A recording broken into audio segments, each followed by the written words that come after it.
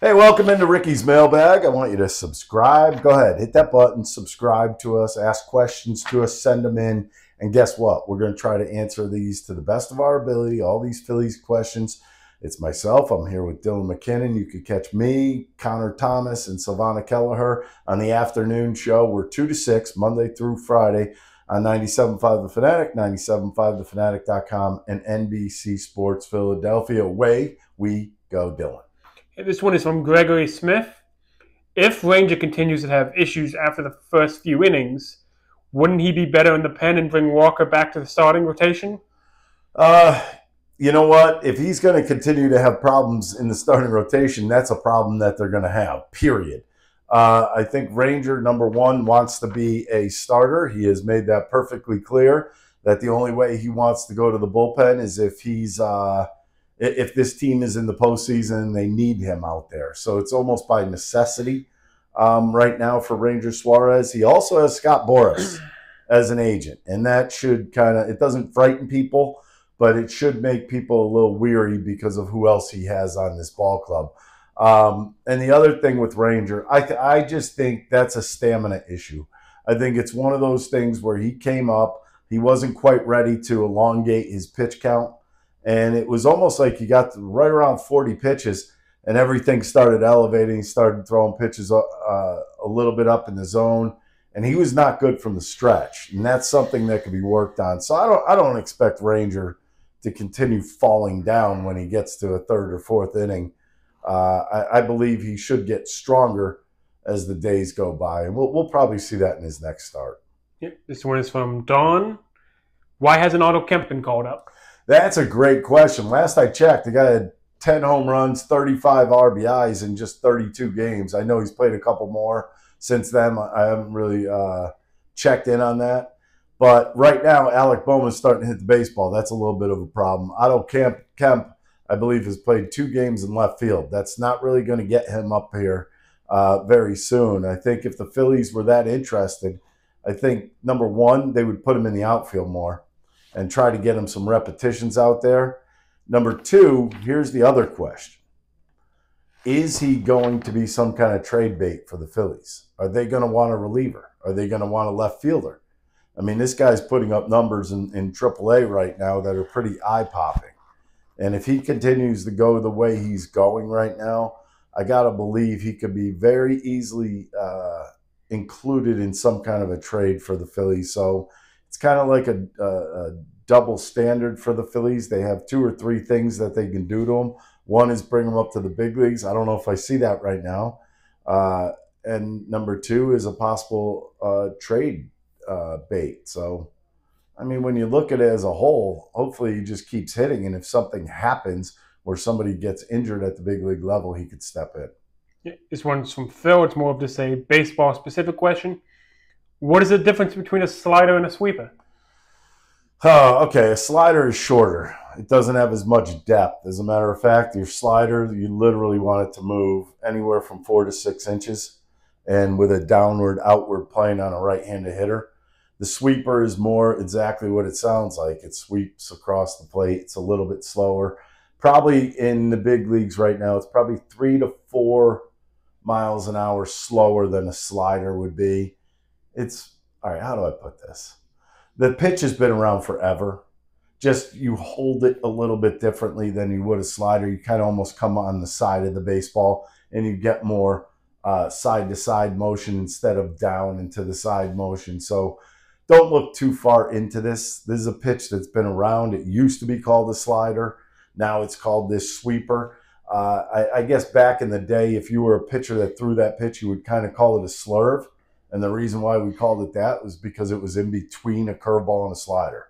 Wasn't quite as slow as a curveball, wasn't quite as hard as a slider, so you called it a slurve. Analytics loves to rename things because they want to be popular. That's what this is about. Bill Marconi wants to know why Topper will always say so-and-so just needs a day off, but Castanos never gets a day off. I think it's because Casti just wants to play. I know factually last year, Castellanos wanted to play in every single game. That's the way he is. I'll tell you what. He's been awfully quiet this year, both in the clubhouse, on the field, just going along his business. And you got to respect that. This is a guy that, you know what, people, when he first came over, could not like get themselves to be loving to him.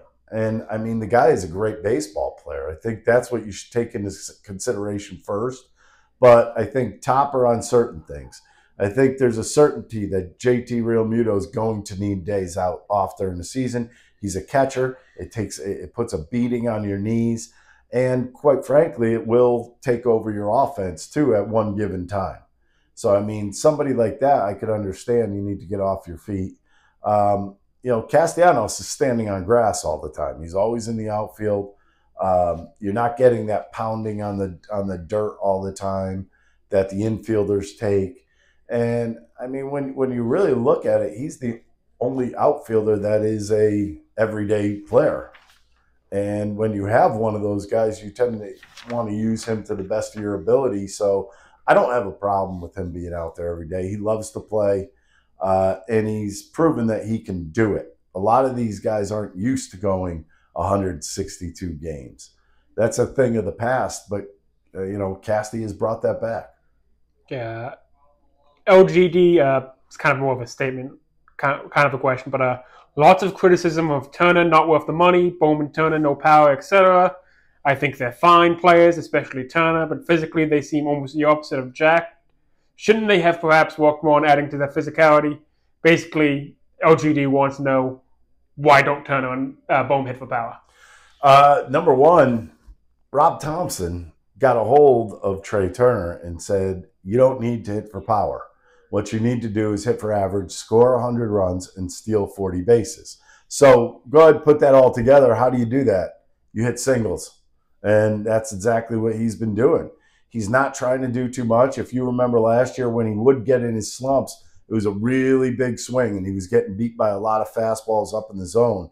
Now I think he's gotten to the point where he'll just take what the pitcher gives him. So if they're going to throw him on the outside part of the plate, he's going to kind of serve it to right field, but he still hits line drives. I could appreciate that. Guy's hitting over 300 right now, so I don't have that big of a problem with a guy like Turner. He's not the biggest guy in the world. Yes, he is physically fit, but most of these guys at the big league level are physically fit. And some guys are supposed to be table setters. I think Trea Turner, Bryson Stott, those are table setters. Now, you have a little different issue with Alec Bohm. Although, as I do this, he hit his first home run last night. Of course, it was in a minor league ballpark. But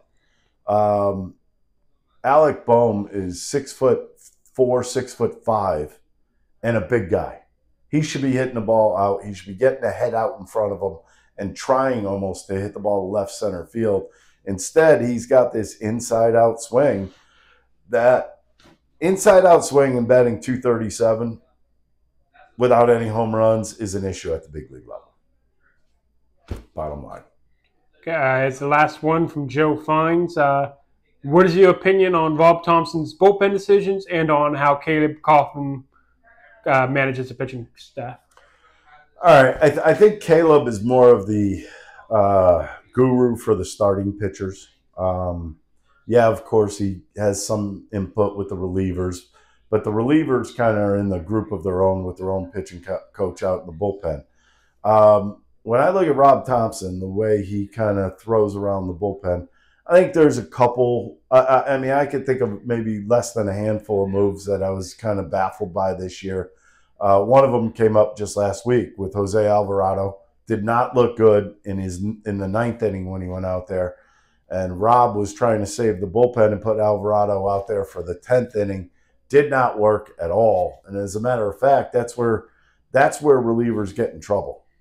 You know, if you're a reliever and you do not have it on a certain day, I don't think you try to push the issue with those guys. There are certain guys, when they don't have it, it's not going to just click back in gear and everything's going to be fine. As a matter of fact, most of the time when you see a reliever go out there and he's off with his location, he's probably going to be off with his location the whole time out there. If you see him right down the middle of the plate, that's probably where the ball is going to stick. So, I mean, I'm just bringing up this one incident because, in my opinion, before that inning, the 10th inning even happened, and I saw Alvarado walking out there, I said something bad's going to happen because guys in the bullpen are a weird nature, and they tend to stick to what they have, period. And he didn't have it. Other than that, I think Rob goes a lot by analytics and a lot by what Caleb Cotham says, who is up, who is down. They have plenty of relievers. I used to pitch with 5 or 6 relievers in the bullpen, and we were up every night. They don't do that anymore. They try to save their guys. All right, there you have it for Ricky's mailbag. You can catch us on the afternoon show, 2 to 6, Monday through Friday. 97.5 The Fanatic, 97.5thefanatic.com, and NBC Sports Philadelphia. Hey, I want to thank you guys for watching, listening in. I want you to like, subscribe, do what you have to do to kind of stay on focus with us. Also, we also have plenty of other content that goes on here on YouTube. So go to that, like that, subscribe to that. And also you can catch us on the afternoon show, 2 to 6, Monday through Friday, 97.5 The Fanatic, 97.5thefanatic.com, and NBC Sports Philadelphia.